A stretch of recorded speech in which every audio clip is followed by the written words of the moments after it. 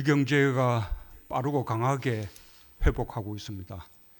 여러 국제기구들이 올해 우리나라의 경제 성장률을 거듭 상향 조정하고 있는 가운데 IMF에서도 당초 전망보다 성장률을 0.5% 올려 3.6% 성장할 것으로 전망했습니다. 실제 우리 경제의 현황도 수출 증가세 지속과 투자 확대는 물론 소비 심리 지수도 코로나 이전 수준을 회복하고 있어서 수출과 내수, 동반 성장의 기대감이 높아지고 있습니다.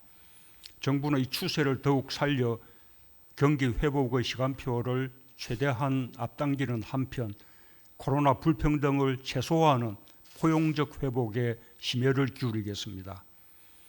이번 추경도 포용적 회복에 도움이 될 것입니다.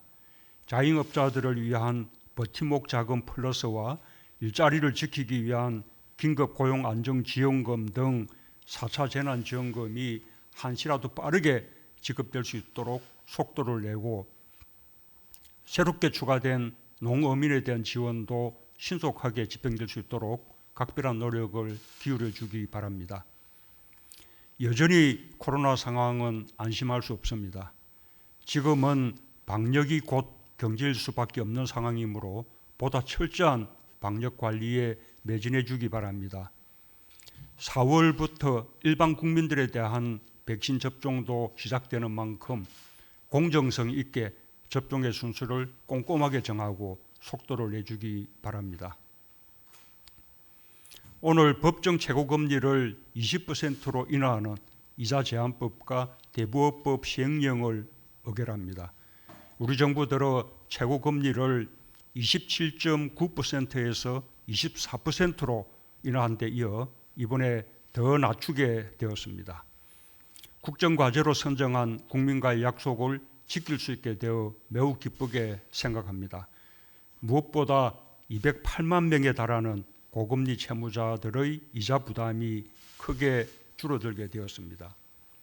특히 고금리 단기대출, 생계형 소액대출 등을 이용하는 서민들에게 직접적인 도움이 될 것으로 기대합니다. 정부는 최고금리 인하의 혜택이 골고루 돌아가고 정책 효과가 극대화되도록 다각도의 후속 조치를 시행하겠습니다. 정상적으로 대출을 갖고 있더라도 소급 적용이 되지 않아서 최고금리 인하의 혜택을 받기 어려운 분들을 위해서는 내년 말까지 총 3천억 원을 지원하여 20% 미만의 금리로 전환할 수 있는 대체 금융대출 상품을 최대한 공급할 수 있도록 하겠습니다. 대표적인 정책 서민금융인 해살롱 금리도 17.9%에서 15.9%로 낮추고 성실히 상환하는 분들에 대해서는 금리를 더욱 낮출 수 있도록 하겠습니다. 이제 은행과 카드사에서도 새로운 정책 서민 금융 상품을 출시할 계획입니다. 은행권에서는 해살론뱅크, 카드사에서는 해살론 카드를 출시하여 은행 대출이 어려웠던 분들과 카드 발급이 불가능했던 분들에게 도움이 되길 기대합니다. 한편으로 불법 사금융을 근절하기 위한 노력도 더욱 강화하겠습니다. 정부는 서민 취약계층의 금융 부담을 줄이기 위해 금리 인하뿐 아니라 채무조정제도, 연체이자 제한 등 포용금융 정책을 강력하게 추진해 왔습니다. 특히 지난 3년간 25조 원 규모로 정책 서민금융 공급을 대폭 확대함으로써 총 213만 명에게 혜택이 돌아갔습니다. 이 같은 꾸준한 노력으로 2017년 말 93만 명이 넘었던 금융채무 불이행자 수가 지난 2월 80만 명 수준으로 크게 감소했습니다.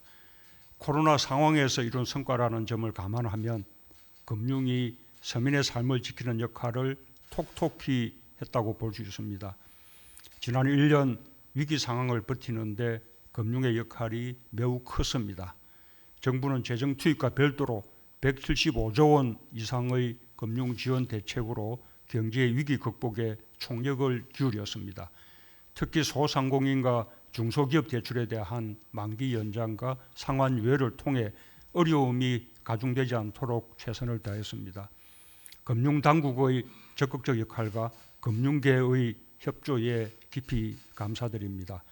앞으로도 금융이 어려운 국민들에게 안전망이 될 수 있도록 포용금융의 저변을 더욱 넓히는 데 최선을 다해 주시기 바랍니다.